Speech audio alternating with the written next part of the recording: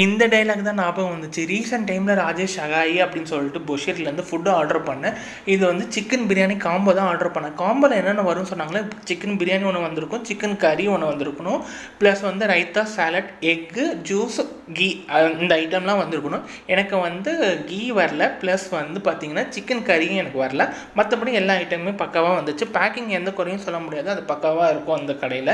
Plus வந்து ஃபுட்டோட biryani taste வந்து அடிப்பொலி டேஸ்ட்டில் தான். பிரியாணிலையும் எந்த குறையும் சொல்ல முடியாது. இவங்களோட ஸ்பெஷலே வந்து அரை முட்டை தான். அந்த அரை முட்டையும் பரவாயில்லன்னு சொல்லிட்டு நம்ம ஏற்றுக்கலாம். சம்பவமே நடக்கலேன்னு நினைக்கும் போது தான் இங்கே ஒரு சம்பவம் நடந்துச்சு. என்ன சம்பவம் நடந்துச்சுன்னா, இங்கே ஒரு சால்னா மாதிரி ஒன்று கொடுத்துருந்தாங்க.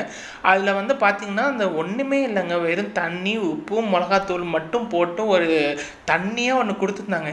இது சால்னாவாக எடுத்துக்கிறதா இல்லை வந்து சூப்பாக எடுத்துக்கிறதா எனக்கு தெரியவே இல்லை. அது அப்படியே நான் ஓரம் கட்டி வச்சுட்டேன். நெக்ஸ்ட்டு இவங்க சம்பவம் பண்ணது இந்த ஒரு ஜூஸ் பாக்கெட்டில் தான். இந்த ஜூஸ் பாக்கெட்டில் வந்து எம்ஆர்பி ரேட்டும் இல்லை, மேனுஃபேக்சரிங் டேட்டும் இல்லை.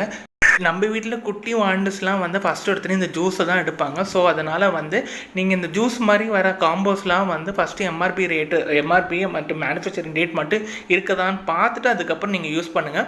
மொத்தம் காஸ்ட்டை வந்து 309